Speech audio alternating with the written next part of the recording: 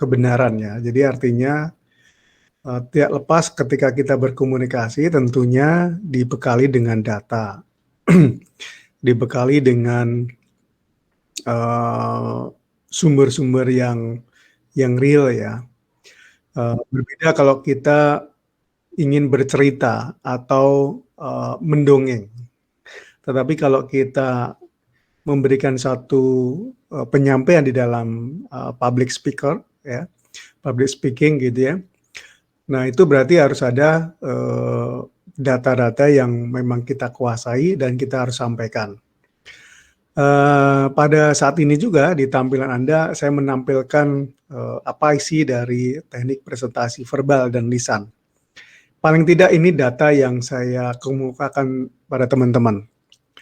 Dan minggu lalu juga sekelumit sudah saya sampaikan dan nanti akan saya ulang bagaimana atau komponen-komponen apa aja, variabel apa aja yang dapat menentukan bahwa komunikasi itu bisa diterima oleh komunikannya. Komunikan itu penerima pesannya. Tidak lain adalah ada satu media yang tentunya kita bisa. Ada yang masuk ya?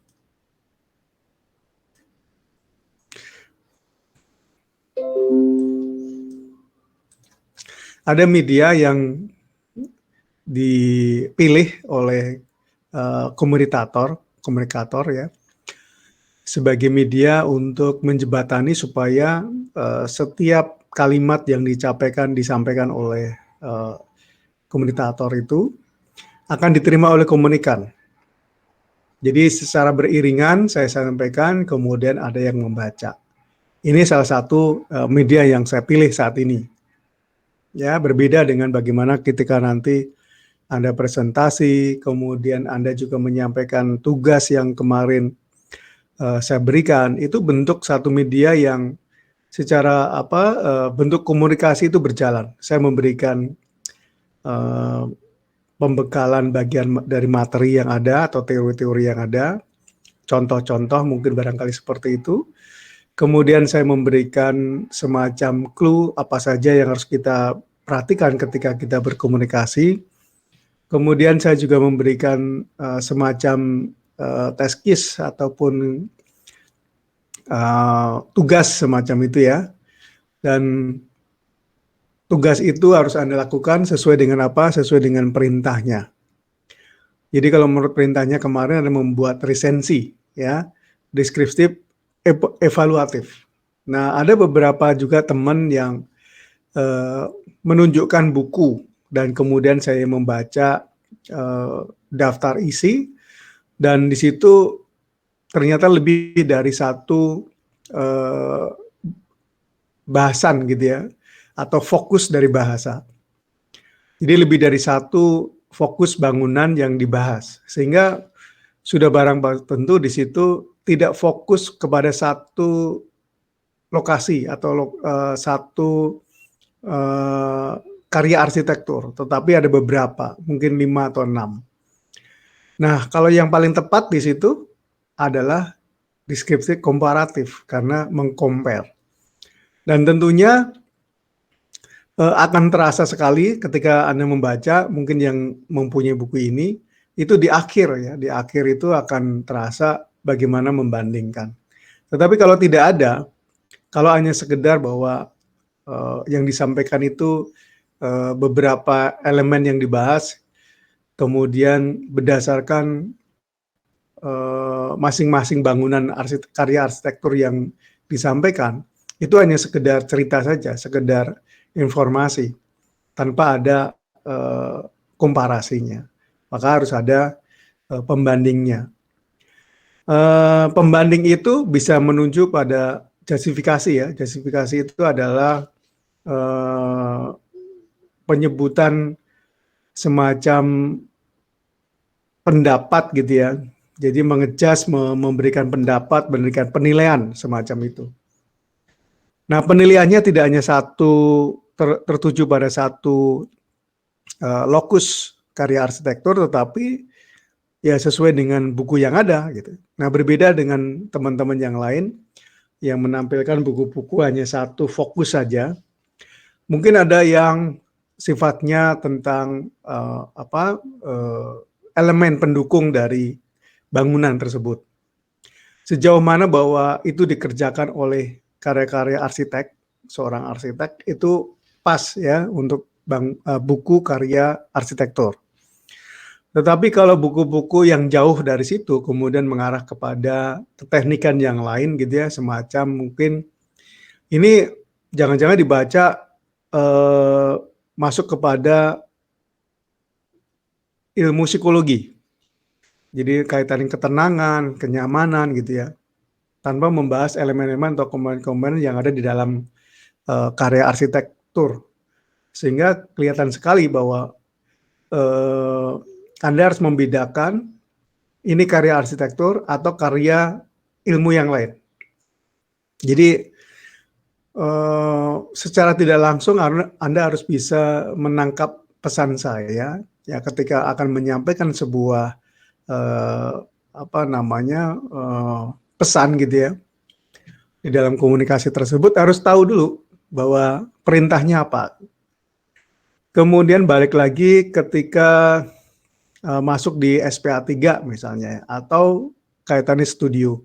Anda harus meyakinkan dulu perintah tugas dari dosen terkait tentang ya turn of reference-nya itu apa ya. Ya, turn of reference-nya apa atau kerangka acuan kerjanya itu apa. Itu harus jelas dulu perintahnya ya, jangan sampai mengada-ada. Walaupun sebenarnya ada kekaryaan mungkin sudah saya sampaikan tentang revisioner design ya, atau kaitannya tentang intuitif dan pragmatis itu sebenarnya dimulai dari ide-ide awal dan teorinya adalah fenomenologi, bahwa kita nggak punya referensi, kita nggak punya studi banding, tetapi kita benar-benar menerung, kontemplasi di situ, merenung apa yang terjadi, bahwa sejatinya ketika kita merancang itu mewadahi namanya ada 4 aspek yang seringkali saya katakan. Jadi ada bentuk, ada ruang, ada sirkulasi, ada aktivitas. Apa yang akan terjadi ketika nanti Anda merancang di situ? Sehingga ada nanti ya di mungkin pertemuan di akhir gitu ya, nanti akan saya tampilkan sebenarnya ini tugas S1 bahkan pembimbingnya itu merekomendasikan ini sebenarnya bisa masuk S2. Jadi karya tesis yang luar biasa gitu ya.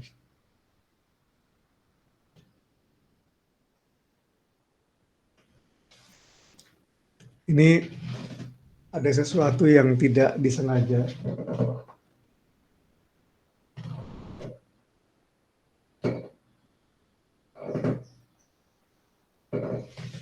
Jadi ada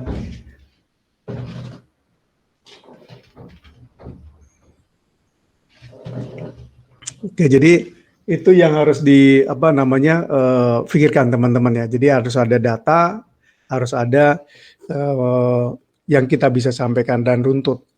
Nah, kemudian supaya juga bahwa yang kita sampaikan itu sesuai dengan template waktu yang diberikan, kemudian kepada audien itu siapa saja yang akan kita sampaikan, itu juga harus tahu batasannya. Artinya setiap dari tayangan yang kita atau media yang kita berikan tidak semuanya bisa menjawab dalam kurun waktu itu. Pasti ada jeda ya, ada pengembangan. Jadi tata bahasanya seperti itu. Nah, itu perlu apa? Perlu wawasan, perlu latihan dalam menyampaikan setiap elemen.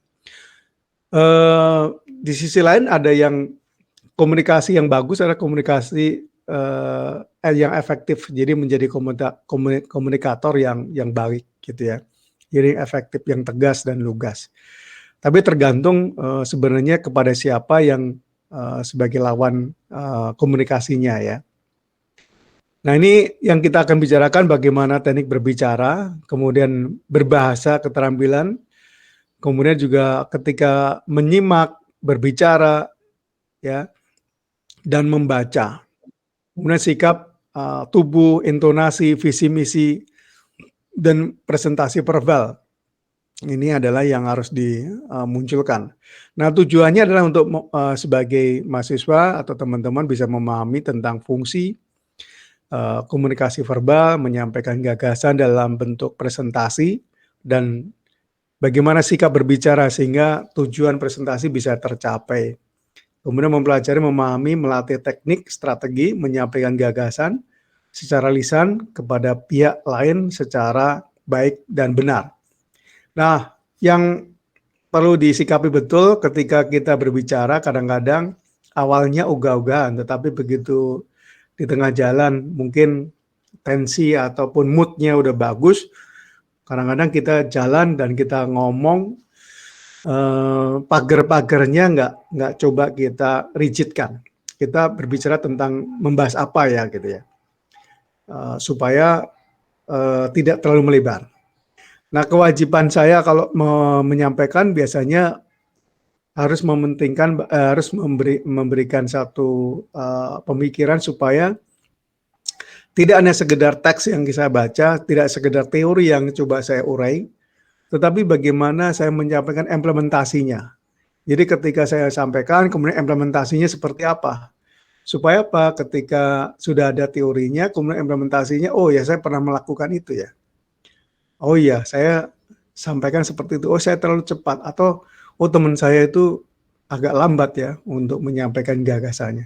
Oh, ada lagi yang sinis atau sadis atau orang yang cenderung to the point gitu ya. Jadi ini nggak ada kembangannya amat gitu ya. Nah, ini penting sekali yang harus teman-teman bisa diskusikan nanti ya. Dan nah, tugas terakhir nanti adalah 2 minggu. Jadi tugas sekarang dan tugas minggu ketiga. Jadi 2 minggu silakan Anda kerjakan nanti. Tugas terakhirnya yang terkait tentang komunikasi. Dan artinya ketika kita nanti akan menyampaikan satu gagasan, bisa juga nanti harus mempunyai satu gagasan yang tepat. Buku masih yang kemarin saya sampaikan ya. Jadi menulis sebagai satu keterampilan berbahasa, speak for success.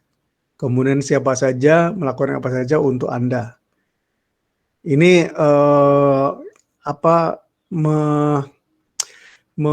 memberikan saya banyak referensi ya, yang ketika kita akan berbicara. Melanjut kepada pertemuan sebelumnya, ketika kita berkomunikasi, berarti harus ada tandemnya, namanya tandem ya. Bahkan monolog pun juga ada tandem. Ada lawannya. Siapa? Ya pemirsanya dong ya. Nggak mungkin ngomong doang. Berarti kan tidak ada yang dituju. Walaupun sebenarnya tidak ada secara langsung. Nah, nanti istilahnya di dalam satu pertunjukan itu, monolog itu ada satu sindiran-sindiran, ada satu kritik-kritik ya yang disampaikan secara monolog. Saya langsung ke dalam komunikasi, membangun, memelihara hubungan dengan orang lain. Membangun dan memelihara, teman-teman. Jadi membangun itu kan memupuk sesuatu yang belum ada, kemudian kita satu persatu, kita susun, kita rangkai, kemudian menjadi sesuatu yang kita inginkan. Tidak lain adalah pesan yang kita atau topik yang kita bicarakan. Kemudian memelihara hubungan dengan orang lain supaya apa? Yang kita pesan itu kemudian ditangkap oleh lawan bicara atau komunikannya. Nah, supaya menangkap berarti kita pelihara. Pelihara nanti berarti apa? Berarti ada satu trik, ada teknik, ada media membantu supaya ketika kita berkomunikasi dengan 2 atau 3 atau lebih dari lawan bicara kita, itu selalu nyambung, selalu ada respon, selalu ada timbal balik gitu ya, ada komunikasinya, sehingga ketika saling memberikan satu gagasan itu dari komunikasi yang bagus. Berbeda ya dengan debat dan komunikasi. Kalau komunikasi itu memang benar-benar pada satu tujuan tertentu, bahkan juga ada yang pengen tahu gitu.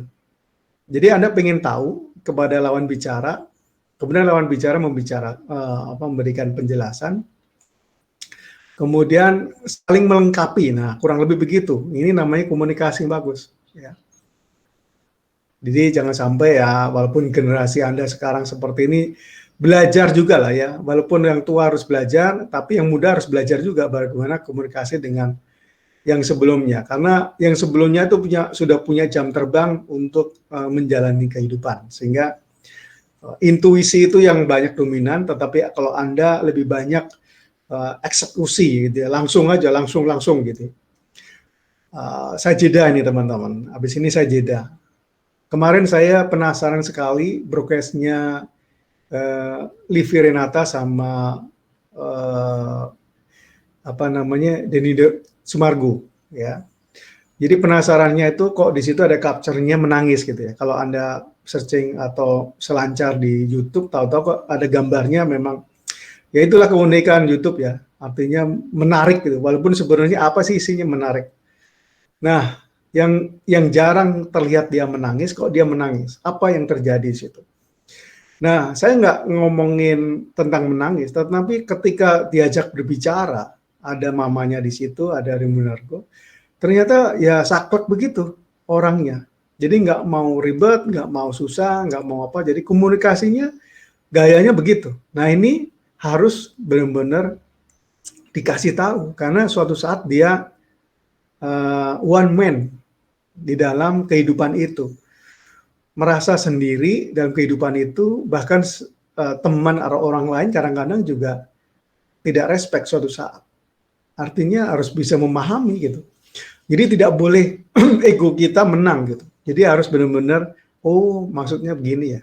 Memang perlu waktu ketika kita menerima gagasan dari orang lain, menerima pendapat dari orang lain. Selalu aja melihat saya dari tayangan itu ya, selalu langsung nangkep. Jadi dia punya alasan-alasan. Sama aja. Jadi seolah-olah memang mamanya sudah tahu kalau dia belum dewasa. Konteks dari kesimpulannya seperti itu ya, dia harus ada pembelajaran. Nah, dalam kesempatan ini saya balik lagi ke materi, teman-teman harus bisa memilah dan memilih. Saatnya guyon atau bercanda gitu ya. Hanya untuk bercanda aja, atau kemudian juga saatnya kita serius untuk menyampaikan satu gagasan. Bahkan juga ada lagi yang saatnya benar-benar privasi gitu ya, privat. Bahkan ada lagi yang sampai mendalam. Jadi kita berbicara sendiri, kita ngomong sendiri, bahkan sampai merasa sedih dan menangis. Nah, peristiwa-peristiwa itu mungkin 1-2 teman-teman yang ikut di Zoom ini merasakan itu, ya, merasakan itu. Kemudian hal itu nggak bisa diulang ya. Jadi sekarang seperti itu, besok nggak bisa. Jadi momen yang penting. Memang ketika momen itu juga harus ada waktu, kemudian situasi, kondisi yang tepat sekali. Karena kita tidak terlepas dengan ilmu psikologi kita, fisik dan psikolog kita. Jadi karena mempengaruhi metabolisme kita. Semakin kita antusias, jantung kita berdebar. Semakin kita lemes dan sebagainya, ya kita lemah saja gitu ya. Jadi akan mempengaruhi energi yang ada di dalam tubuh kita. Lantas komunikasi ada instrumen dari interaksi sosial manusia. Komunikasi berguna apa? Untuk memprediksikan sikap orang lain, mengetahui dan memprediksi. Kalau Anda bisa membayangkan apa maksudnya ya, mengetahui dan memprediksi sikap orang lain. Kan ketika kita bertanya kan antara ya dan tidak, tahu dan tidak kan, artinya kita seperti itu.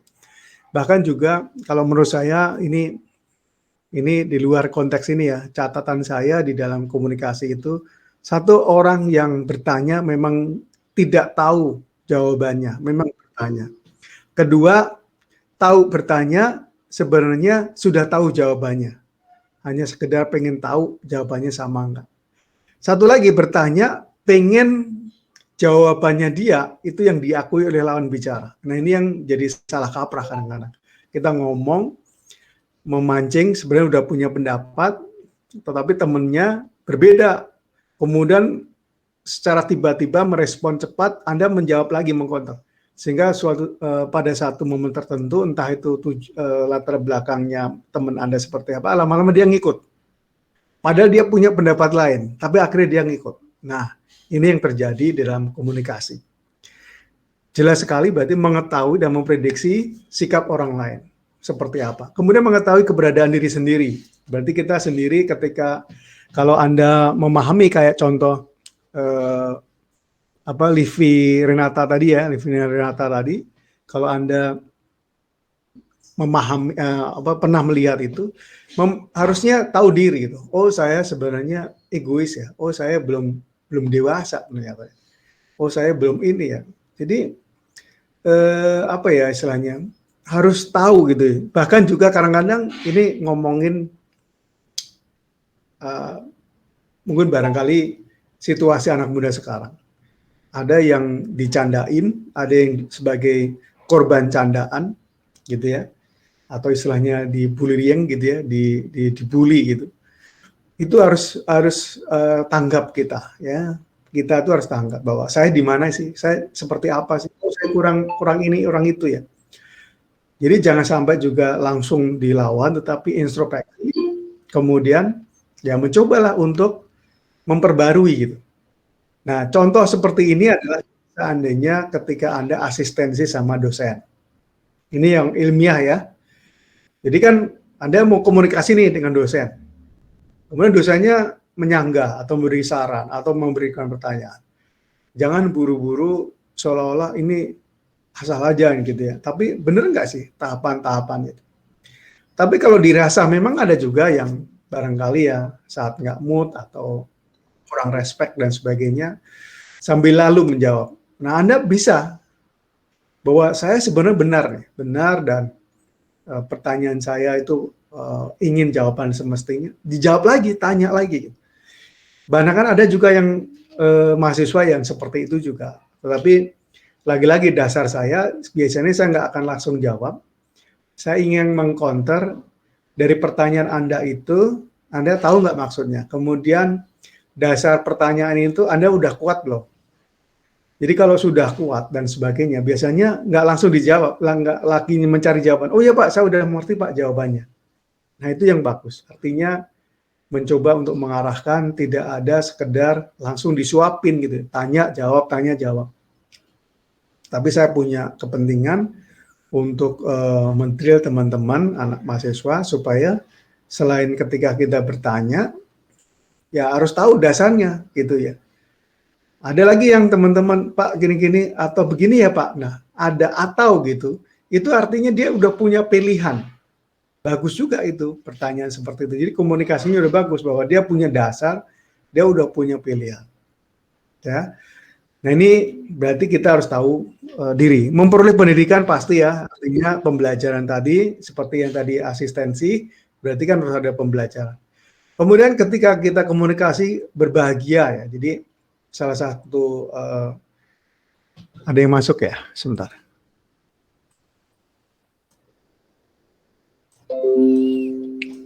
Jadi salah satu penyembuh yang bagus juga ketika kita mengalami depresi, stres, biasanya kan masuk di dalam rehabilitasi, kemudian menyendiri, ya kan, tidak banyak orang, bahkan yang sulit atau menjadi penyebab permasalahan nggak boleh dimunculkan, jadi harus tenang benar. Jadi otaknya itu lagi apa ya istilahnya, jadi memang kalau lagi stres tuh nggak bisa memikir jernih ya, namanya stres. Nah, biasanya ada diskusi. Nah, ketika ada diskusi, kemudian mencari lawan bicaranya bagus, ini seorang psikolog ya, biasanya sudah jam terbang tinggi, dia akan mengolek, mungkin tidak pada waktu tidak substansi masalahnya enggak, tapi dia mulai dari awal dulu. Tinggal di mana, temennya siapa. Jadi dibikin buyar dulu gitu ya. Dibikin buyar dulu, tidak permasalahannya terus. Bahkan biasanya kalau kayak gitu turutin. Bapaknya bagaimana, ibunya bagaimana, keluarganya bagaimana, ketika sekolah harus bagaimana. Diurai betul. Nah, ketika dia menyampaikan dengan lugas, artinya dia tersalurkan. Nah, ketika unek-unek, bahasa unek-unek itu apa ya, pergumulan gitu ya, permasalahan di dalam batinnya dia sampaikan, dia merasa lega. Nah, itulah kebahagiaan. Sama ya, ketika Anda nelpon, nggak diangkat-angkat, ini curiga aja kan kita ya. Ketika ditelepon, diangkat, senang. Pertama kali senang dulu diangkat. Apalagi nelpon minta sesuatu, nyari-nyari gitu ya. Ya kalau misalnya Pak itu nelpon klien ini jatuh tempo dan sebagainya atau apa. Ini kan harapan juga ya. Jadi kalau telepon nggak diangkat, waduh, dikerjain atau bahasanya ya. Ya kita harus positive thinking kadang-kadang. Mungkin lagi disibuk atau apa. Bahkan kita nggak tahu kalau dia lagi sedih, sakit kan kita nggak tahu. Tapi intinya ketika kita komunikasi itu bisa bahagia. Saya sendiri seperti ini ya. Mungkin mudah-mudahan suara saya jelas, diterima teman-teman ya. Boleh ya nanti menyangga misalnya di tengah-tengah jalan teman-teman mau langsung interupsi Pak, mau nanya silahkan. Di harapan saya ya suara saya sampai dan Anda mendengarkan dan itu ya bahagia. Artinya saya menyampaikan itu. Terlepas bahwa ini tugas saya ya. Menghindari kesulitan betul ya ketika kita komunikasi kan membangun memelihara hubungan dua arah. Walaupun 1 menit, 2 menit, 2 detik gitu ya. Ya. Anda sekarang kan teman-teman kalau WA itu ya. Ya-nya bukan YA lagi. Dulunya ya. Ya kan? Iya gitu. Dulu ya A gitu. Ini Y aja sekarang. Makin lama makin pendek. Bahkan sekarang ada KT. KT itu apa sih? Kartika Tina misalnya namanya. Jadi ada singkatan sekarang jadi anak-anak muda sekarang membuat satu bahasa-bahasa sendiri ya. Artinya intinya adalah menghindari kesulitan. Jadi kita ada masalah, ya tentu ya nanya itu juga kesulitan. Ingin memperjelas lagi itu juga bagian dari kesulitan. Mencapai apa yang diceritakan termasuk karir kita, ya berkomunikasi bagus ya. Ya artinya ketika kita punya proposal, ada pekerjaan, ya kita harus sampaikan ke dalam, ya melalui apa, misalnya tender itu juga bagian dari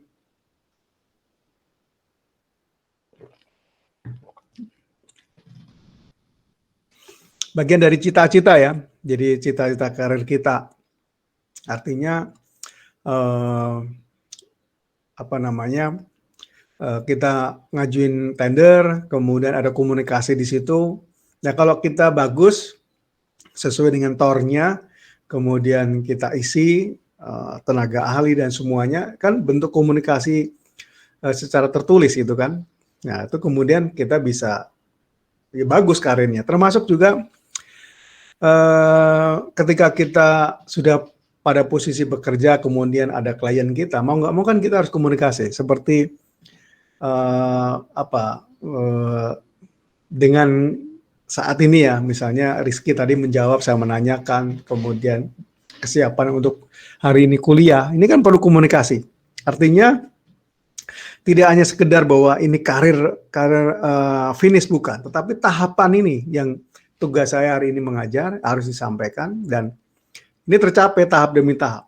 Ingat ya, jadi cita-cita dan karir itu tidak langsung bahasanya itu seketika mendapatkan apa yang hasilnya, tapi harus tahap, benar-benar harus dilalui gitu. Nah justru ketika proses dilalui tahap demi tahap, ketika kita mencapai pada keberhasilan, bukan kesuksesan, keberhasilan aja setiap tahap pekerjaan kita, pasti akan ingat ya, oh prosesnya dulu begini ya. Nah itulah yang menjadikan kekuatan kita ketika kita menjalankan sebuah cita-cita melalui apa? Media komunikasi. Ciri orang berkomunikasi dengan baik, mudah bergaul, menjalin kerjasama. Saya tidak ngomongin yang paling utama di dalam mudah bergaul ya. Sekarang udah zamannya berbeda. Sekarang sudah dengan gadget, dengan jejaringan virtual. Mungkin barangkali ketika kita ketemu sama ini ada perbedaan gitu ya.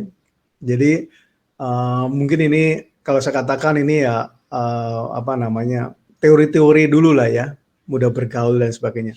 Nah kalau sekarang, apakah kita mengenal ketika dalam komunikasi harus mengenal dulu nggak sih? Mengenal dulu ya sebenarnya ya. Tetapi ternyata sekarang tidak harus mengenal secara fisik ya. Tetapi ketika ada yang ini ngomongin yang lain, ketika kita punya acara, kemudian ada lagi yang scraps, ada yang nge-like, itu artinya dia suka. Nah, bentuknya sekarang itu tidak harus secara langsung. Bentuknya, yang penting ada respon, kemudian responnya ditanggapi dengan baik, kecuali nanti komennya itu menunjukkan hal yang negatif. Nah, itu berarti kan dialognya yang berbeda. Nah, yang saya tekankan di sini menjalin kerjasama sekalipun dengan orang baru dikenalnya. Ini bagus sekali. Komunikasi yang baik. Kita nggak tahu siapa. Gitu. Bahkan juga mungkin dia mau berniat jahat atau apa. Tapi ketika kita berbicara dengan baik, kemudian akan mempengaruhi resonansi suasana di sekitar itu, sehingga merubah image, merubah emosi lawan bicara, sehingga tidak menjadi mencelakai kita. Itu bisa terjadi. Jadi setelah keluar dari SMA, itu harusnya mulai diasah intuisi Anda. Teman-teman harus mengasah intuisi Anda bahwa Anda sudah mempunyai akil balik ya, udah lebih dari akil balik, sudah kedewasaan laki-laki perempuan sudah ada, bahkan juga punya intuisi, punya indera barangkali ya. Nah ini harus digali betul, karena barangkali kalau menurut contohnya orang Barat, umur 17 itu udah dilepas, harus punya pengalaman sendiri gitu. Entah itu melancong kemana, bahkan suruh melancong, suruh wisata itu disuruh oleh keluarga supaya dia punya pengalaman. Seolah-olah kayak kalau kita ngeliatin turis tuh kok nggak ada keluarga ya. Tapi memang suatu keharusan. Di luar bahwa di sana musim dingin, terus kemudian nyari yang panas, bukan itu, tapi dia punya tradisi itu. Ya. Jadi ketika kita bisa bagus, kemudian ketemu orang yang baru, itu bisa enjoy. Bahkan kita bisa berkomunikasi, kemudian kita bisa bekerja sama, menerima kerjaan dengan langgeng, bahkan nanti akan berlanjut gitu. Jadi dikasih rekomendasi. Nah ini yang bagus. Nah tokoh-tokoh dan ciri saya tidak akan banyak menyampaikan di situ. Mungkin teman-teman terlalu jauh untuk mengenal ini, tapi mungkin 1-2 sudah punya tokoh ya. Bahkan saya punya ponakan, mungkin anak dari teman saya, dia menokohkannya itu apa ya? Ya namanya buku-buku politik ya. Bahkan tokoh-tokohnya itu tokoh-tokoh yang ini kontroversi itu.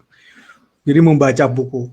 Mungkin di antara teman-teman ini juga ada tokoh siapa yang dia inspirasikan gitu ya. Tidak hanya di dunia arsitek, tapi apapun gitu ya, budaya, sosial, politik bisa jadi. Gitu. Ya ini apa namanya sebutan aja Soekarno sebagai orator orator handal gitu ya. Handal kemudian mampu mempengaruhi orang, menyihir pendengar, mempengaruhi orang. Jadi Indonesia mempunyai 1 juta umatnya, ini dulu ya, artinya ya saat itu banyak yang mendengar. Buya Hamka kemudian sangat menyejukkan kalau kita ngomong, ini almarhum. Almarhum ya, maaf ya kalau belum ya, saya lupa ingat. Itu menyejukkan. Kemudian Gede Prana, ini juga dulu kalau di TV itu selalu dia ngomong dengan gayanya bijaksana banget ya, Gede Prana. Santun dan bijaksana. Kemudian Franklin Roosevelt, Presiden Asia yang terpilih 4 kali loh ya. Orator yang mengagumkan. Pidato berapi-api, ya. Jadi dia punya ciri-ciri tersentuh. Apa berikut ini yang terkait tentang komunikasi? Apakah berikut ini bentuk komunikasi? Ya, satu bentuk komunikasi nih kalau di live di kelas langsung biasanya saya tanya nih, komunikasi kelinci apa biasanya? kan dengan suaranya ya, suara. Kemudian harimau mengaung, gitu ya. Dia ada mengaungnya. Bahkan komunikasinya itu binatang yang berkaki 4 itu biasanya ekor. Ekornya naik itu ceria, ekornya itu ke dalam biasanya marah gitu. Jadi dia punya sinyal di samping dia mengaung, tetapi dia punya sensor itu. Jadi hati-hati juga gitu ya untuk melihat itu. Kemudian terakhir ya komputer. Jadi komunikasi antara manusia, human communication, peristiwa komunikasi yang dilakukan oleh seseorang dengan orang lain. Komunikasi dapat diartikan sebagai proses mengirim dan menerima pesan dari seseorang kepada orang lain, baik secara lisan maupun tulisan, ya, baik lisan maupun tulisan. Jadi komunikasi, mengirim dan menerima pesan kepada orang lain. Artinya baik kita bikin jurnal, bikin tulisan, bikin buku, kemudian menyampaikan langsung, menelpon, itu bagian dari komunikasi. Ada 6 unsur di dalam komunikasi. Yang pertama kali sumber informasi. Jadi sumber informasi itu ya saya memberikan sumber informasi dari materi hari ini adalah komunikasi verbal gitu ya, lisan. Kemudian saya kasih itu sumber informasinya. Sumbernya itu dari saya. Pesannya apa? Materi yang saya sampaikan. Medianya apa? Saya ada mikrofon, Anda mendengar. Kedua, saya punya tampilan melalui sinkronis ini, jaring internet. Kemudian Anda tampilkan di media masing-masing. Itu medianya. Kemudian juga ada penerima pesan. Ya, Anda penerima pesannya. Nah, umpan balik ketika ada diskusi, tanya jawab. Tadi saya sampaikan ketika di materi 3 tadi ya, ada kelinci, ada harimau, ada itu, biasanya saya tanyakan. Karena ini terlalu delay, ya saya langsung jawab. Tapi hal tertentu nanti saya akan minta respon. Supaya apa? Ketika ada menerima pesan, ada umpan baliknya. Ada responnya. Gitu ya. Nah, ketika komunikasi ini berjalan, tidak ada noise, saya cek dulu ya, ada yang masuk nggak? Jadi ada yang noise misalnya ya, ada yang noise, kemudian sinyal saya hilang misalnya, kemudian anak-anak juga ada yang bicara, Pak, ada yang belum masuk dan sebagainya. Ini berarti apa? Ada sesuatu yang mengganjal, ada sesuatu yang hilang, lingkungannya nggak bagus gitu. Di Depok, di tempat saya, jalan Siliwangi ini, itu aman, jadi cerah, kemudian nggak hujan, jadi suaranya bening, terasa. Nah, mungkin teman-teman di sana juga merasa bahwa sekarang di sekitar situ tidak hujan, cerah, kemudian sinyalnya juga bagus. Itu lingkungannya jadi bagus. Ya, bisa dipahami ya teman-teman ini ya. Atau sampai di sini dulu, ada yang mau didiskusikan silahkan. Silahkan, ada yang mau disampaikan? Pernah melakukan apa atau keganjalan di tengah jalan apa gitu ya, silakan.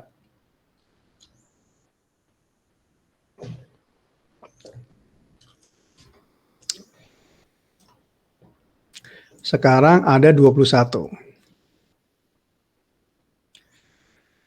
Masih terdengar suara saya teman-teman? Masih Pak.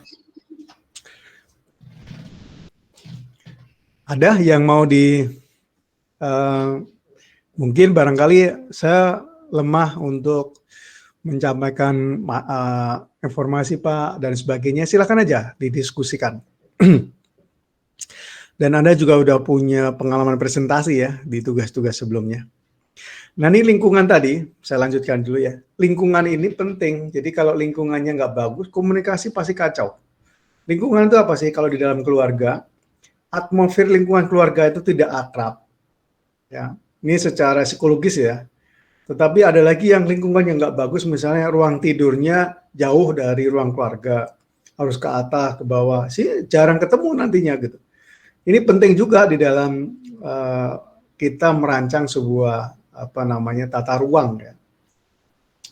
Karena bentuk komunikasi itu kan komunikasi bisa secara langsung, itu namanya di hubungan ruang gitu. itu akan mempengaruhi juga di dalam lingkungan itu. Ya, intinya kalau dibilang lingkungan itu ada frame, satu frame. Nah, bahasanya satu frame, kalau di dalam cloud itu satu transmisi. Jadi satu transmisi.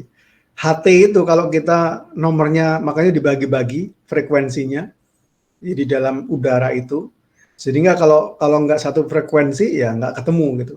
Jadi komunikasinya nggak dapat. Kita harus dapat komunikasinya. Lingkungan minimal apa? Bahwa lingkungan itu kita terdengar gitu ya. Artinya suara kita itu bisa mampu terdengar oleh penerima pesan. Jadi kalau kita jauh-jauh, nah nanti ada komunikasi secara jauh, namanya ada kode, ada semapur, gitu misalnya ya, ada kode-kodenya ya. Itu nanti juga ada di dalam komunikasi project itu kan ada juga komunikasi. Jadi ketika kita bangunannya tinggi, jauh, lebar, harus ada komunikasinya, ada medianya. Ketika ada bahasa isyarat dari jauh, ya, itu juga harus ada lingkungan, ada transmisinya yang pas. Nah, ini adalah bentuknya, cakupannya tadi. Warna coklat ini bagian dari lingkungannya. Jadi frame kotak itu ada media komunikasi saat itu beberapa sumber dan penerima, ya, antara encoder dan decodernya, gitu ya. Jadi lawan bicara kita pada lingkungan yang coklat itu, gitu. Jadi kalau kita berada di luar pasti nggak akan tahu. Bahkan juga kadang-kadang gini Pak, kita diomongin orang, ya, apakah kita masuk di dalam lingkungan tersebut? Ini misalnya ada pertanyaannya. Jadi ada orang-orang teman-teman, walaupun sebenarnya suaranya juga nggak bisik-bisik ya, atau dari secara visual kita deket nih, secara visual deket. Kemudian ada bisik-bisik gitu, dan kita nggak dengar. Apakah itu di dalam satu lingkungan? Ya tidak termasuk, karena kan pesannya nggak diterima oleh kita. Kita hanya prasangka saja. Prasangka terhadap apa yang diguncingkan dua teman tersebut. Gitu ya. Nah, itu sifatnya berarti komunikasinya udah personal. Dia personal dan kita sebagai pengamat dan tidak tahu. Intinya kalau komunikasi itu memang benar-benar diajak. Jadi nggak boleh misalnya orang yang mengledek, mengkritik, menyindir ya, bahasanya menyindir. Menyindir itu nggak secara langsung ya. Itu bukan komunikasi itu. Ya, bentuknya nggak komunikasi, itu nanti larinya ke dalam politik ya. Nah, komunikasi yang bagus itu ya benar-benar dia mengajak dua arah. Terlepas bahwa komunikasinya nyampe apa tidak, ya dilihat lagi kontennya, apakah ilmunya keduanya bisa memahami. Contoh misalnya, seorang profesor ngomong sama anak SD, ngomongnya profesornya bahasanya tinggi, anak SD nggak tahu lah. Nah, anak SD ngomong gitu, profesornya harusnya tahu dong, dia punya ilmu. Nah, harusnya dia turunkan lagi ke dalam frekuensi yang sama, yang paling rendah. Akan kesusahan, terlalu ngos-ngosan, terlalu berat ketika kita bicara sama lawan kita tinggi, kita akan seolah-olah kita tinggi, kita nggak nyampe, nggak lama nanti kita bicaranya. Mentok dia ngomong apa, akhirnya jenuh gitu. Nah, harusnya yang tinggi itu, ilmu yang tinggi, dia menyesuaikan dalam taraf apa yang paling pas kita bicarakan. Harusnya begitu, ya. Makanya nanti ada satu pembicaraan ketika kita ngomong, gunakan dengan bahasa yang mudah dimengerti oleh audiens. Mudah dimengerti oleh audiens. Nah, audiensnya siapa? Berarti kan harus dilihat dulu, audiensnya siapa. Ini lingkungannya, ada pesan, ada media, ada penerimanya. Pesannya apa tadi ya? Tadi kita udah sampaikan. Ada umpan balik ketika ada dialog, berarti terima dan sini. Ini nanti ada muncul lagi nih. Dia menanggapi pesan ini, ya, pesannya ditanggapi lagi. Nanti lagi dia balik lagi ke sini juga, gitu ya, memberikan pesan lagi, tak balik lagi, umpan balik lagi. Ya, ini infografisnya. Nah, sumber pesan disebut dengan komunikator atau sender atau encodernya. Jadi sender memberikan pesan, encodernya orang yang menyampaikan pesan kepada seseorang atau sejumlah orang. Ya apa saja ya orang ya, kelompok, organisasi dan lain sebagainya. Pesan adalah bahasa message ya, atau satu pesannya, perangkat lambang-lambang bermakna disampaikan oleh komunikator kepada komunikan. Jadi seperangkat lambang-lambang bermakna. Lambang-lambang itu artinya ya ketika kita ngomong ya berarti kan ada satu maknanya ya. Atau lagi lambang-lambang yang sifatnya kode-kode tadi ya. Bahkan kalau intelijen dia punya kodenya gitu. Jadi kode pergerakan apa namanya? Dia ada pesannya gitu ya. Kalau nggak ada ya ini nanti kalau di dalam komunikasi macam-macam ya. Komunikasi politik, budaya, sosial, ekonomi, dan lagi sebagainya, atau intelijen, komunikasi intelijen, ada juga gitu ya. Disampaikan oleh komunikator dengan tata cara tatap muka atau melalui media komunikasi. Intinya apa? Ada informasi, nasihat, hiburan, propaganda. Itu sudah masuk ke dalam ranahnya yang politik ya, propaganda. Propaganda itu apa sih? Ya, kalau secara tidak langsung ya, mungkin di channel-channel itu sebenarnya masalahnya sedikit, tapi dikembang-kembangkan, itu namanya propaganda. Atau sebenarnya nggak ada masalah, tapi mengada-adakan masalah. Sehingga intinya gini, propaganda itu menyampaikan pesan yang sebenarnya datanya dipertanyakan dan belum tentu benar, tetapi penerimanya itu akan menangkap menjadi benar. Nah itu namanya propaganda. Jadi seolah-olah jadi benar begitu. Yang penting benar dulu, menang, habis itu nanti biasanya yang model begini nanti akan mencoba yang baik gitu. Yang penting menang dulu, bahasanya begitu. Nah ini dibilang bahwa segala cara bahasanya kalau perang. Dulu juga perang itu begitu, namanya perang ya. Kita emang boleh ya, orang aneh kan, di luar negeri dia pakai apa, kita pakai bambu. Kan lucu ya. Jadi ya itulah segala cara sebenarnya. Apapun yang kita berikan, termasuk juga kalau sudah kepepet dan sebagainya, bisa aja gitu macam-macam. Ya. Bahkan juga nanti kalau di dalam perang benar-benar kontak fisik sudah tidak ada aturan, ya. Sumber pesan sering disebut komunikator, ya. Ini ulang lagi ya. Nah, pesannya propaganda, ulang. Kemudian media atau disebut dengan channel atau saluran komunikasi yang tepat. Media. Jadi salurannya itu apa? Melalui surat kabar, telepon, internet yang sekarangnya. Kemudian lagi juga yang terkait tentang bentuk komunikasi pribadi dan komunikasi massa. Massa itu berarti kan ya kalau kita share di internet itu sudah milik publik, itu berarti Anda sudah di hadapan di undang-undang ITE-nya karena udah publik. Sengaja nggak sengaja Anda sudah masuk ke dalam ruang publik, jadi harus hati-hati. Kemudian komunikasi antar pribadi ya bisa secara langsung gitu ya, telepon, surat, telegram, ini secara langsung, chat gitu. Nah yang kadang-kadang sudah mulai berkembang penggagas itunya, providernya ya mencoba untuk membuat grup, sehingga walaupun itu pribadi kemudian bikin grup, mungkin ada 50 orang, 100 orang, ya akhirnya jadi kelompok jadinya, ya. Belum masa ya, kelompok itu hanya, yang namanya kelompok itu perkumpulan yang sevisi, itu namanya kelompok. Ya kalau perkumpulan beda visi ya namanya lawan-lawan, artinya biasanya kalau di dalam kelompok itu sudah beda pendapat, biasanya left, dia keluar gitu kan. Itu yang diberikan. Makanya mungkin teman juga udah tahu ya, di arsitek itu ada 2 yang skorsing kaitannya sama persekusi. Masalahnya dulu adalah pelecehan seksual, tapi akhirnya kasusnya di persekusi. Itu lantaran apa sih? Lantaran mereka itu nggak publish di komunikasi, nggak publik, dipublish sendiri, tapi orang lain yang mempublish.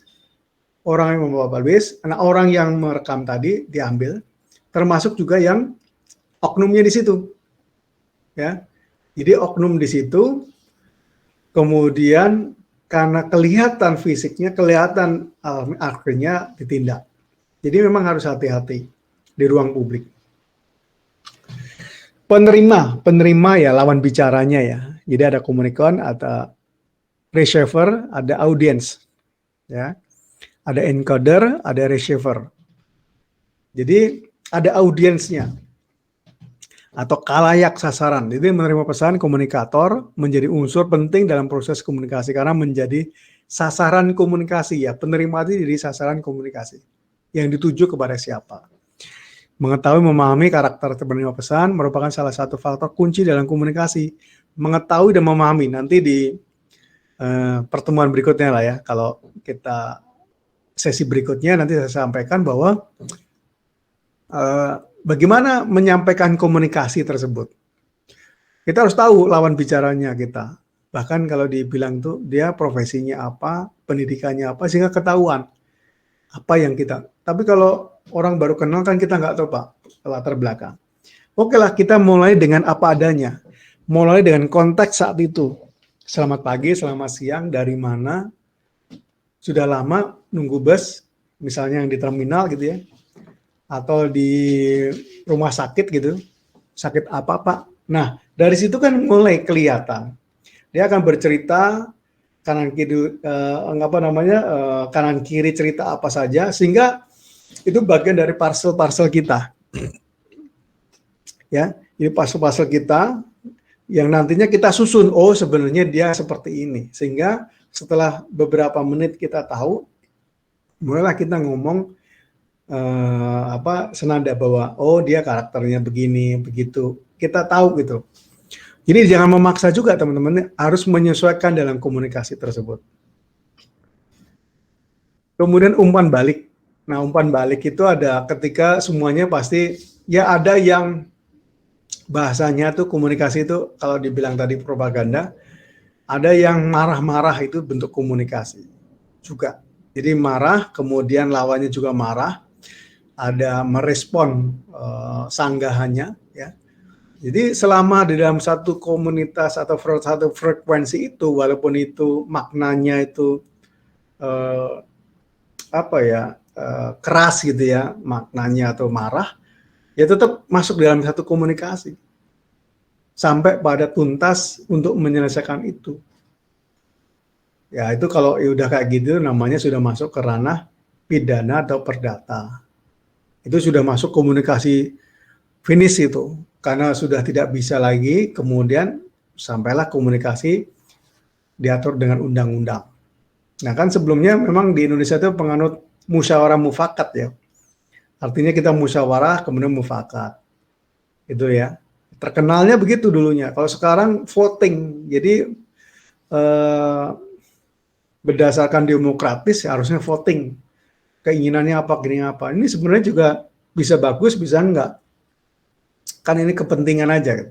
Beda kalau musyawarah itu win-win solution. Jadi ada kemauan. Yang salahnya itu ketika musyawarah mufakat, ketika yang musyawarah tidak melihat yang lain. Ini yang jadi masalah.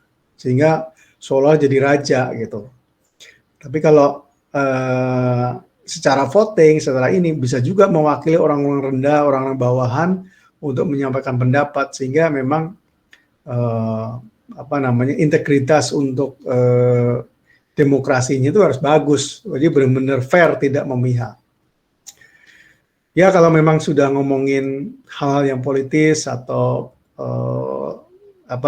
masalah-masalah itu ya, itu biasanya sering berkembang gitu ya. Jadi ya belajar dulu yang bagus, baru masuk lah. Kalau Anda baru masuk pasti hanyut gitu ya. Dan itu harus benar-benar disiapkan mental, psikologis kita, ya, argumen kita itu harus bagus. Kalau enggak, ya tidak menjadi penyambung informasi yang sebenarnya gitu. Jadi hanya ngikut-ngikut aja. Jadi umpan balik itu bagus, artinya berbentuk opini, pendapat, sikap, perilaku sebagai akibat dari pesan yang terima. Perilaku tadi marah-marah tadi ya, bisa juga itu karena perilakunya. Jadi ada yang senyum, ada yang sinis, ada yang karena reaksinya berbeda. Kita ngomong ada yang ngantuk, kita ngomong ada yang kemana-mana. Itu bentuk reaktif kita, gitu.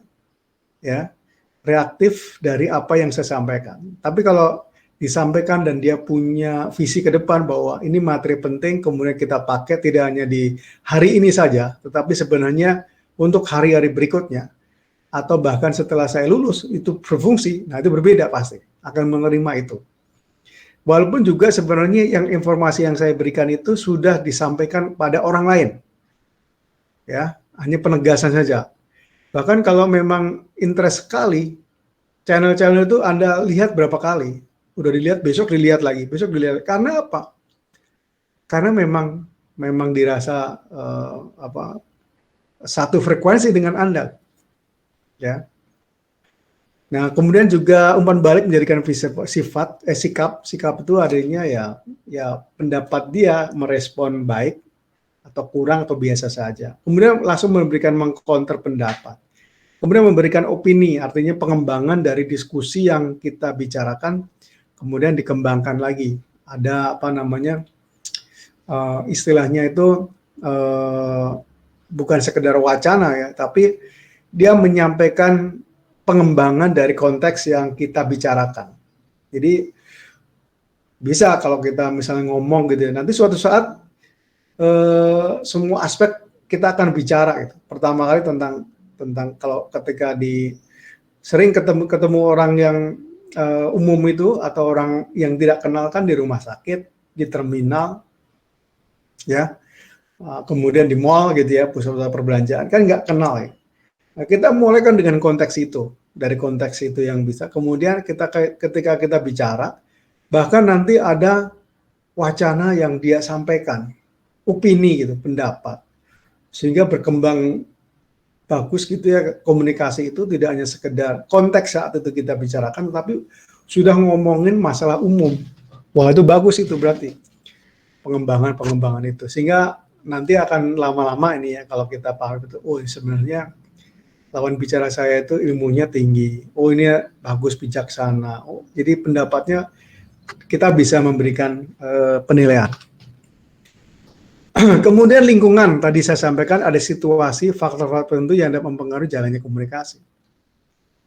Lingkungan fisik, ada kondisi geografis, itu penting. Tadi kayak kalau kita melalui telepon itu kan sinyal ya, geografis.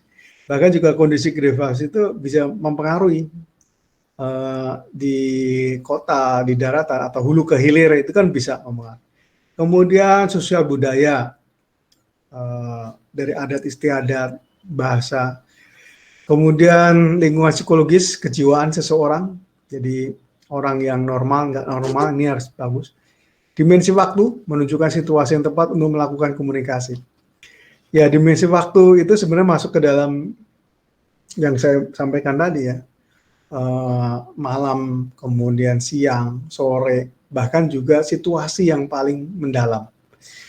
Yang sering saya katakan dalam momen-momen di kemahasiswaan itu adalah momen yang bagus itu ketika kita beta. Kan ada omega, alfa, beta ya. Yang beta itu saat-saat kosong pikiran kita menerima, nggak melawan. Ya. Jadi katanya saat itu tuh saat kita di belakang, pup gitu ya. Ya, jadi di belakang kita lagi punya niat itu nggak kepikiran siapapun, nggak gas apapun gitu ya, nggak berpikir apapun. Itu mudah masuk. Kemudian saat kita mau bangun tidur, jadi sudah bangun pagi, kemudian terdengar suara-suara apa yang di sekitarnya, nah itu namanya saat beta. Itu biasanya ketika kita punya awal mula masalah, itu begitu dia tenang, ketika kita ingat baru bangun, masalah kita belum selesai, langsung pening gitu saat itu, karena merasa banget, karena itu benar-benar masih kosong, ketika langsung ingat, langsung terasa. Sama juga ketika pagi-pagi ada orang tua yang itu pagi-pagi itu kan diomelin gitu ya pagi, itu akan terasa karena memang saat beta. Nah biasanya juga saat sakit itu biasanya terasa gitu ya. Jadi psikologi psikis kita antara jiwa kita dan raga kita itu akan ke bawah ke situ. Ya kita nggak masuk ke sana ya. Artinya ini wawasan saja yang saya sampaikan tadi.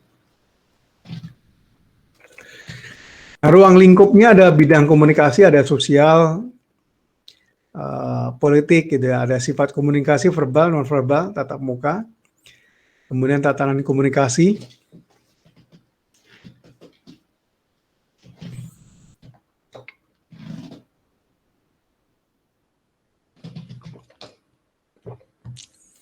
Ada pribadi, kelompok, dan massa. Ini sebenarnya sudah rangkuman yang kita bicarakan tadi ya. Ruang lingkupnya ada bidang komunikasi, ada sifat komunikasi, ada tatanan komunikasi, ada lagi tujuan komunikasi. Jadi mengubah opini, mengubah sikap, mengubah perilaku, dan mengubah masyarakat. Ya, tujuannya.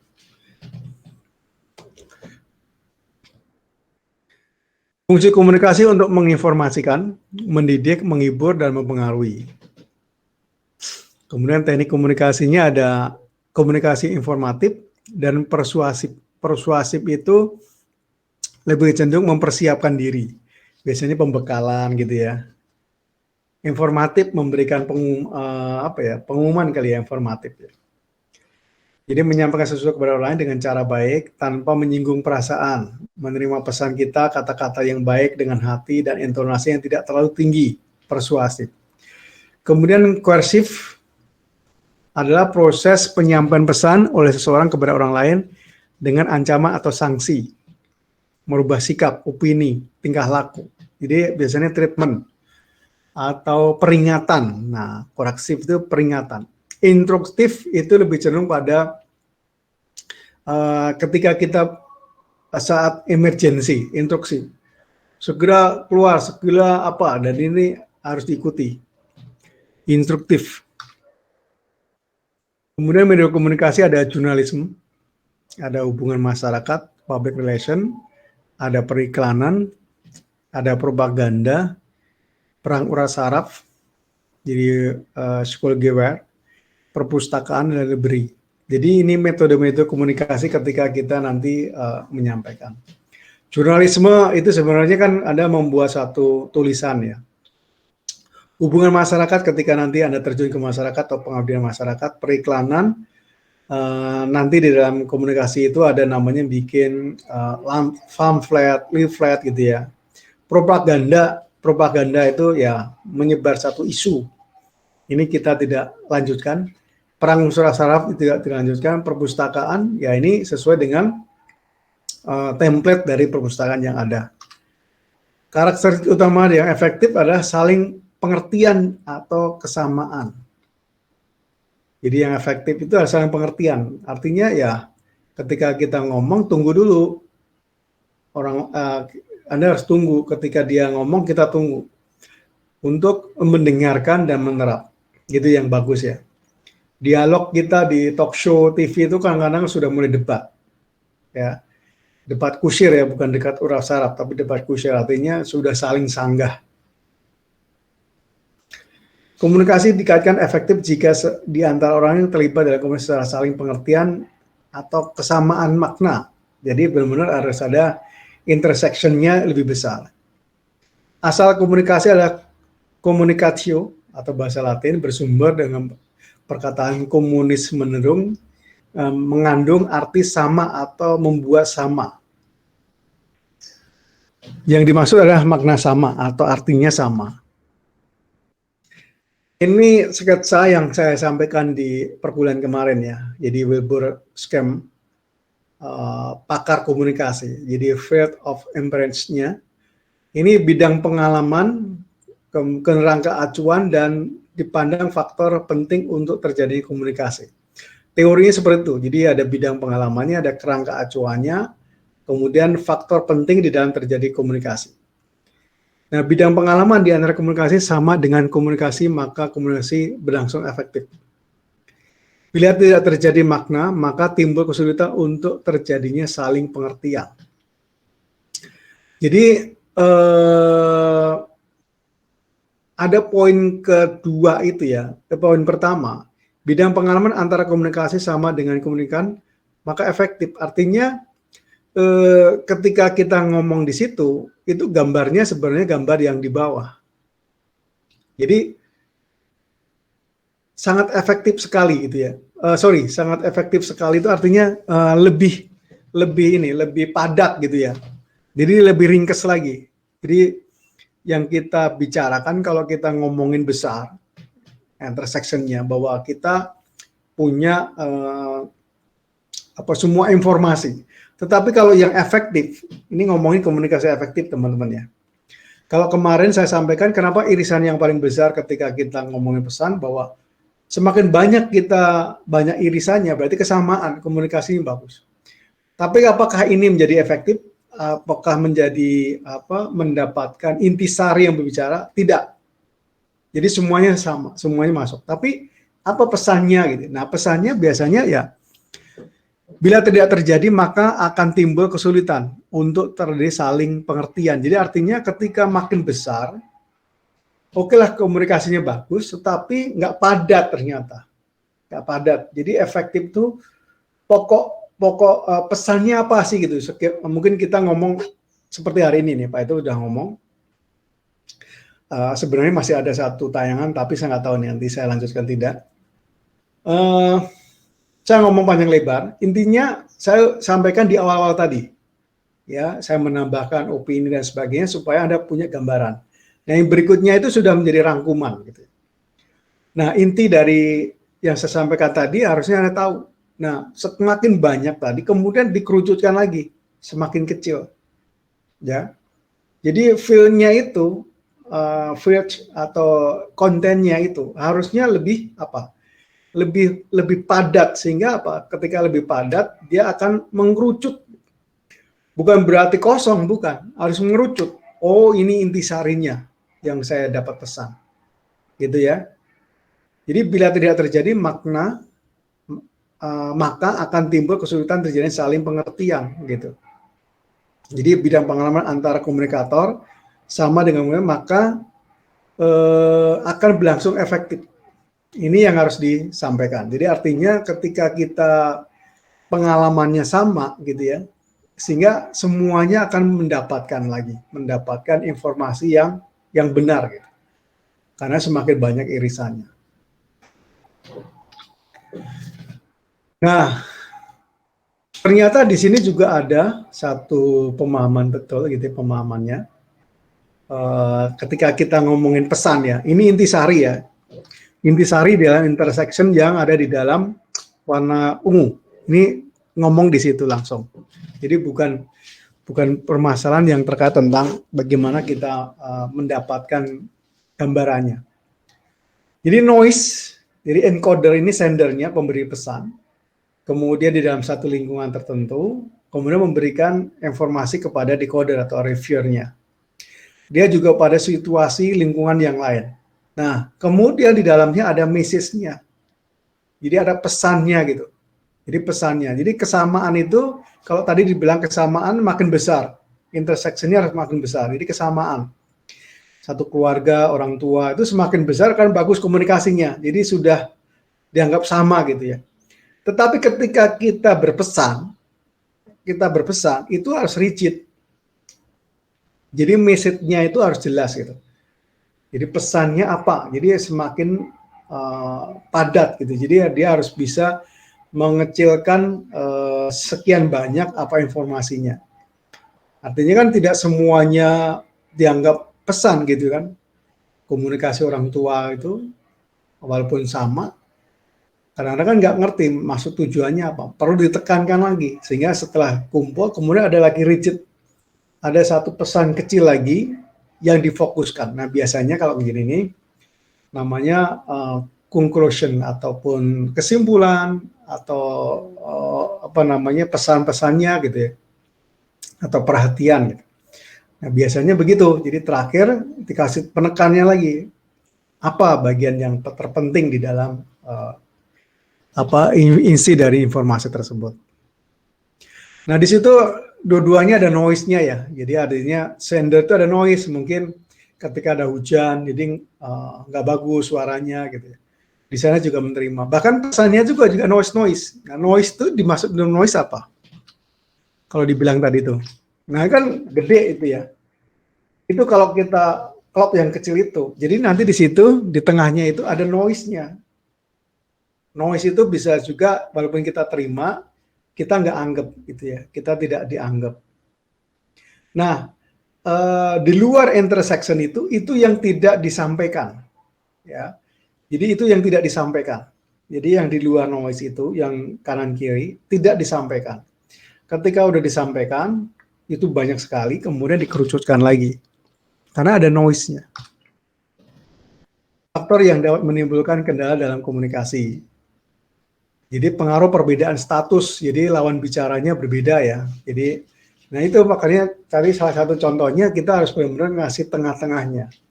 Yang rendah, yang biasa berusaha untuk naik sedikit, yang tinggi harus ke bawah supaya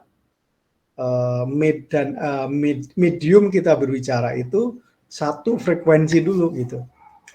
Ya biasanya kalau yang bijaksana profesor tuh biasanya langsung rendah gitu, rendah, bukan rendah diri ya, rendah hati. Jadi dia menyesuaikan yang ada. Jadi tidak juga lantas melebihkan gitu ya, sehingga mudah orang tersinggung. Ini dapat terjadi jika salah seorang status sosialnya lebih tinggi. Nah tadi masalah sematik itu adalah terkait tentang kata-kata, menggunakan kata-kata yang sama dengan cara berbeda, atau kata-kata yang berbeda dengan cara yang sama. Misalnya manisnya Jawa, manisnya Sunda beda, ya kan? Apalagi ini, jadi kata di Bali, di ini juga beda. Ini juga harus ada sematiknya sesuaikan dengan logat yang disepakati. Jadi harus kata-kata kalau dari orang ini seperti ini seperti ini, sehingga tidak salah tafsir. Menyimpang dari perception distortion. Artinya kita ngomong kemudian berlebihan gitu ya, dapat terjadi oleh konsep atau pengenalan diri atau pemahaman yang buruk terhadap orang lain. Jadi ini persepsi, artinya mempersepsikan orang itu ekspektasinya terlalu tinggi atau rendah sehingga salah gitu. Nah biasanya kalau kayak gitu di tengah-tengah itu ada satu jeda untuk berpikir ulang orang yang punya pengalaman itu, sehingga menyesuaikan bahwa ini sebenarnya ilmunya tinggi, makanya harus disesuaikan. Oh ini sebenarnya rada kacau nih orangnya ini ngomongnya, kita harus menyesuaikan lagi, nggak usah berlebihan kita ngomong. Ini jadi permasalahan. Perbedaan budaya ini juga tadi ngomongin sematik tadi juga masuk dalam budaya ya. Jadi ini harus disampaikan, kayak misalnya di Korea itu ngomong gitu ya, melihat, kalau kita ngomong sambil melihat katanya mengancam. Jadi kalau kita lagi kenal ngomongnya nggak lihat-lihatan, nggak pandang-pandangan gitu. Nah kalau kita ngomong kan harus lihat mata ya. Kalau di sana nggak bisa. Eropa juga demikian. Ini bisa dianggap menantang.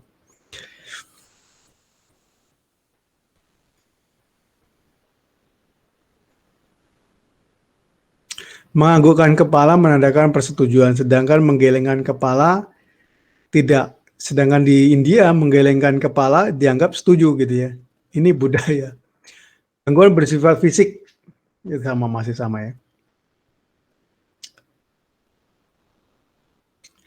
Jadi sistem kedap suara terdapat fisik, bersifat fisik. Ruangan yang kedap suara mesin, ya artinya noise di belakang baik penerima maupun yang memberi pesan. Pilihan saluran komunikasi yang buruk dapat terjadi akibat kesalahan pemilihan media. Ya, melalui medianya kurang tepat gitu ya.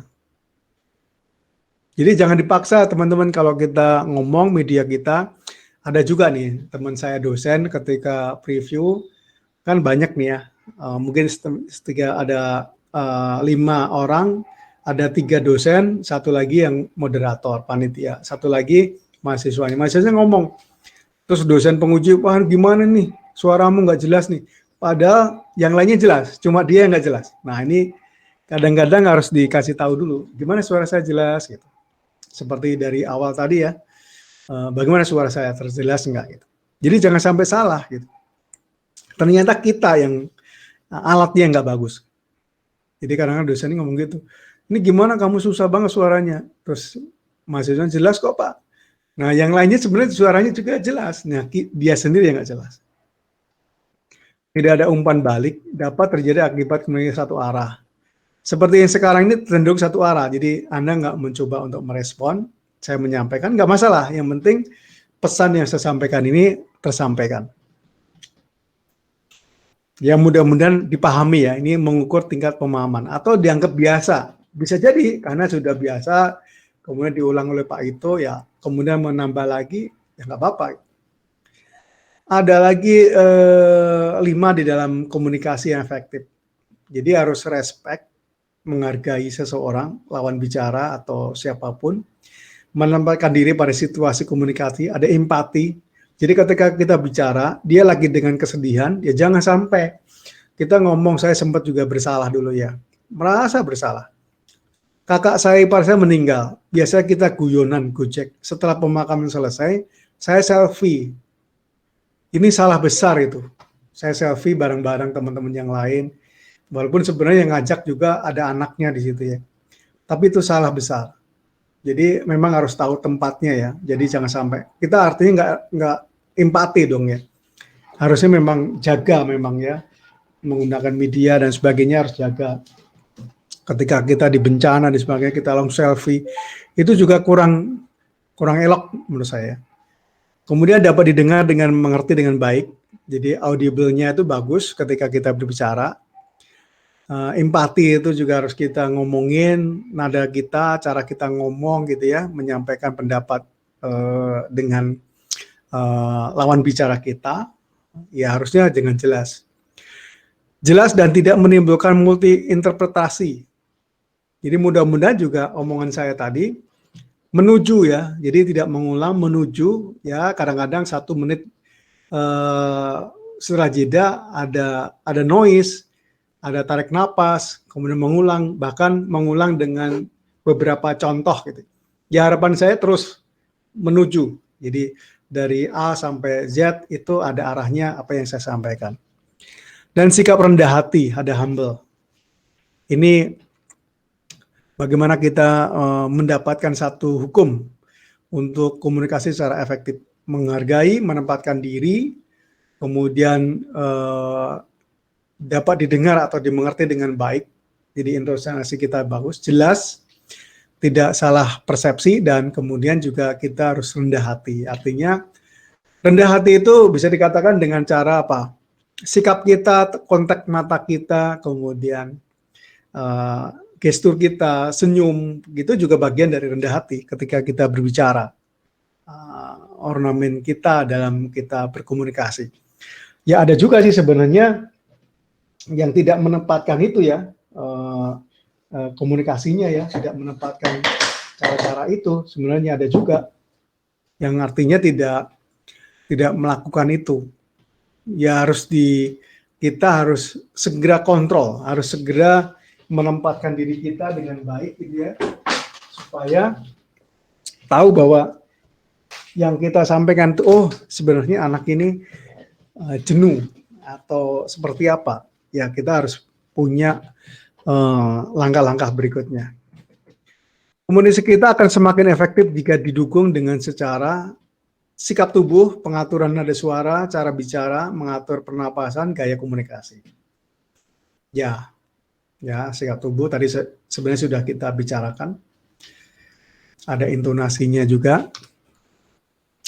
Menginstruksikan, ini istilah-istilah ya. Jadi komunikasi bersikap cenderung memberikan penjelasan. Partisipatif itu cenderung untuk memberikan kesempatan kepada komunikasi untuk dalam proses. Partisipatif, ayo, ada yang ditanyakan nggak?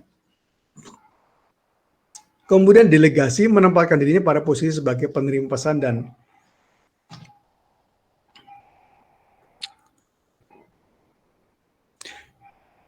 komunikasi yang dikembangkan oleh komunikator melalui sikap, perbuatan, dan ucapannya yang cenderung menempatkan dirinya sebagai posisi sebagai penerima pesan. Artinya gini, jadi mendelegasikan itu saya menyampaikan gitu ya. Nah, saya perlu respon Anda. Jadi artinya tidak mendominasi ya atau memonopoli gagasan ataupun materi yang kita bicarakan, tapi nunggu respon, harus ada responnya ketika kita berdialog gitu ya. Ya mungkin ini karena kelas, berarti kan saya lebih cenderung menyampaikan dan pasif. Tapi kalau kita komunikasi dengan orang lain, kita harus benar-benar mendelegasikan, supaya berpikir. Jadi teman kita kasih kemudian dia ngomong, kita mendengarkan. Itu yang perlu disikapi. Nah, di buku yang saya tampilkan tadi, itu disampaikan agar tampil tenang, percaya diri, dan terkendali dalam situasi apapun. Ketika kita ngomong, kita mau menyampaikan apa, ya intinya pada dasarnya saya menyampaikan apa, perlu persiapan intinya ya teman-teman ya. Dalam komunikasi kita perlu persiapan. Walaupun ketemu dengan orang lain, baru pertama kali, kita harus persiapan, yakin gitu. Gunakan aja yang paling mendasar apa di situ. Nah, persiapan berikutnya ketika dia udah mendapatkan respon, kita langsung loading. Oh, dia tentang bicara itu. Kita ngomong apa lagi? Terus, jadi persiapannya jelas. Jadi tidak hanya sekedar ngomong. Gitu ya. Kemudian cara mengetahui pikiran orang lain. Jadi untuk dalam buku ini, jadi cara mengetahui pikiran orang lain. Ya. Jadi kita bisa mengetahui ya hanya mengetahui ya, tidak artinya menilai ya, mengetahui orang lain seperti ini. Itu kemudian cara mengkompakkan sebuah kelompok. Nah, ini penting juga dibaca nanti di situ. Jadi ketika kita melakukan gagasan tersebut, apa sih yang diharapkan ketika mengkompakkan sebuah kelompok itu? Caranya bagaimana? Gitu. Kemudian mengkritik tajam tanpa melukai, kemudian menghadapi pertanyaan sulit ataupun ringan. Nah, ini penting. Jadi, cara menghadapi pertanyaan sulit. Apa yang harus kita persiapkan di dalam menjalankan komunikasi tersebut. Nah, demikian teman-teman. Ini materi yang saya sampaikan. Ya.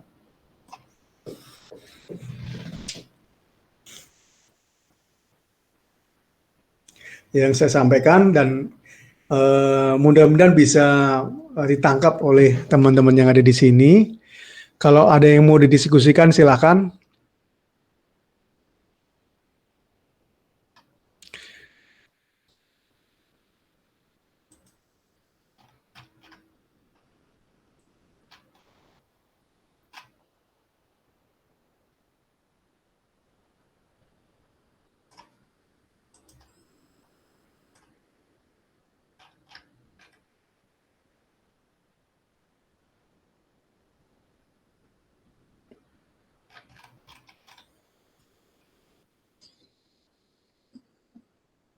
Oke, silakan.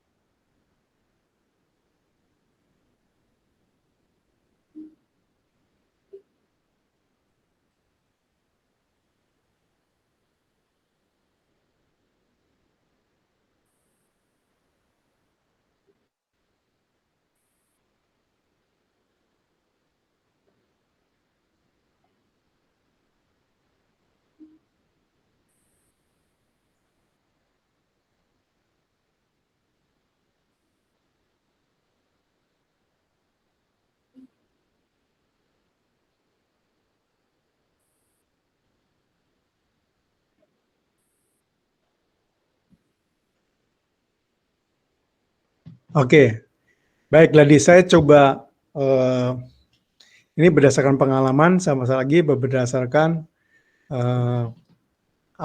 situasi yang memungkinkan ketika kita ada dalam satu audiens banyak gitu ya. Satu, kalau komunikasi di dalam kelas misalnya, itu yang pertama kali adalah kita melihat momennya. Jam-jam tertentu itu niat antara pembicara, baik pembicara maupun penerima pesan, kadang-kadang sudah lost gitu ya, sudah lemah gitu ya. Lebih dari jam 2 atau jam 3 itu udah mulai lemah. Apalagi kalau kita ngikutin pelatihan, kemudian workshop, itu sudah tingkatan ke sana itu udah lemah. Nah, biasanya eh, panitia sudah memberikan jam-jam segitu apa yang harus bagus ya. Ada ice breaking, ada rehat kopi.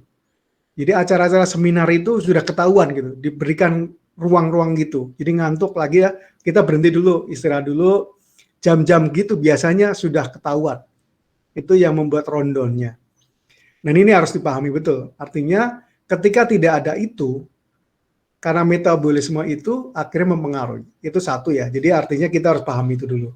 Sehingga kita paham bahwa pasti akan riuh. Bahkan dia nggak menyimak, suara kita nggak nyampe.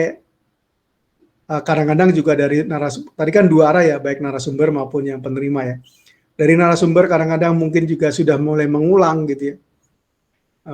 Ini tergantung dari narasumbernya.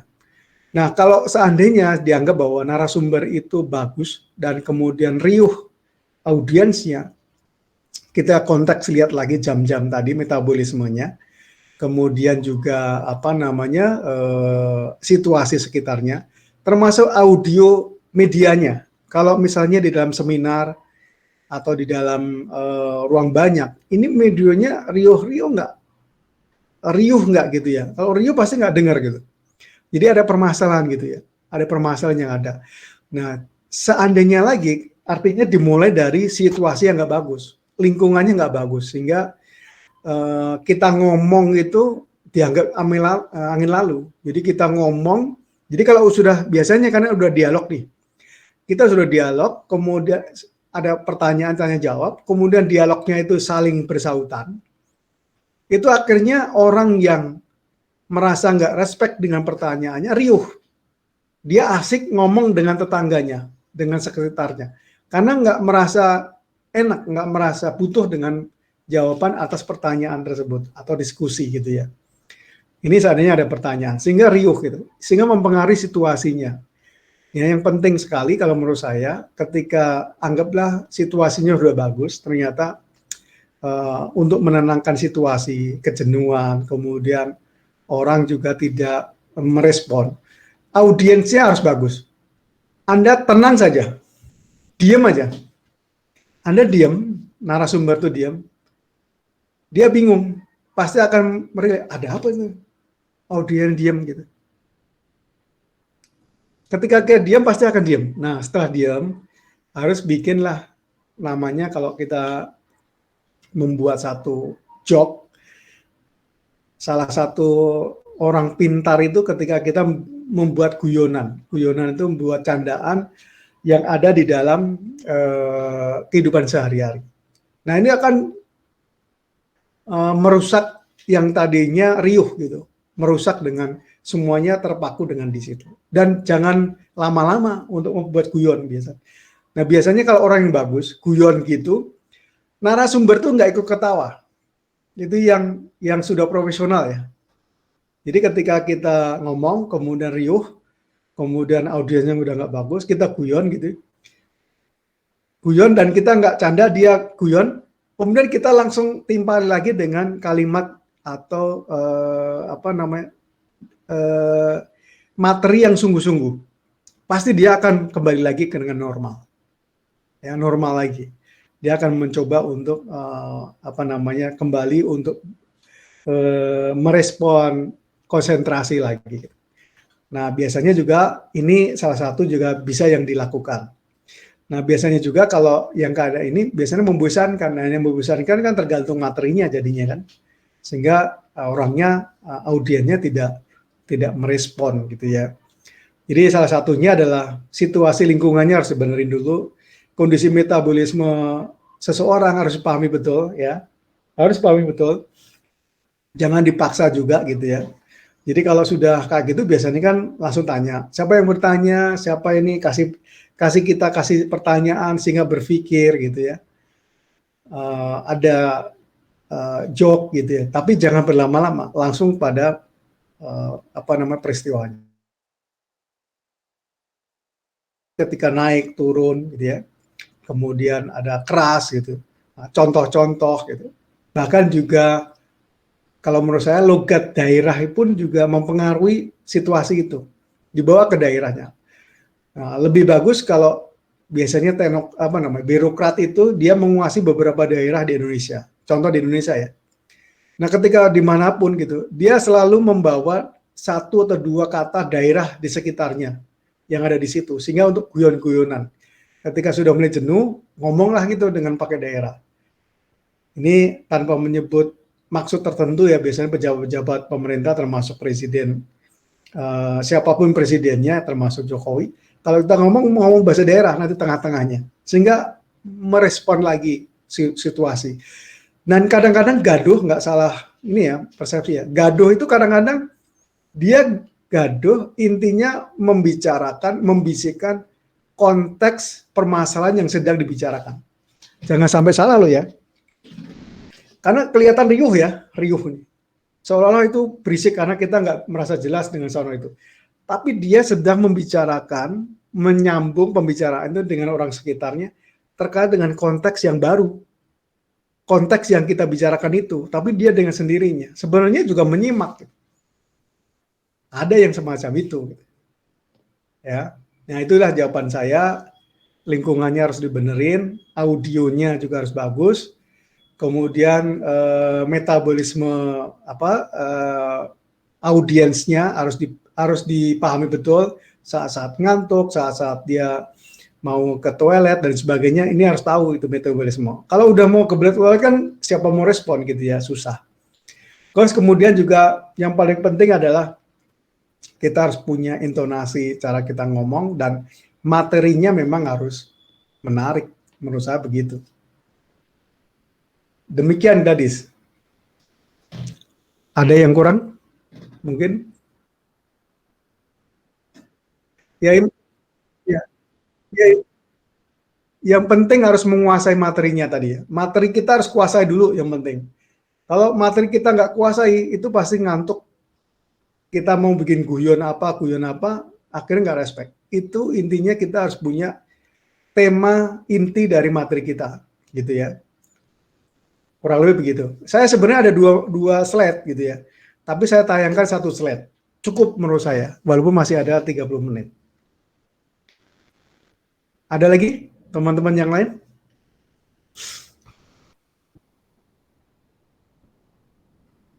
Kalau nggak ada, sambil menunggu kalau ada pertanyaan, silakan kameranya dinyalakan.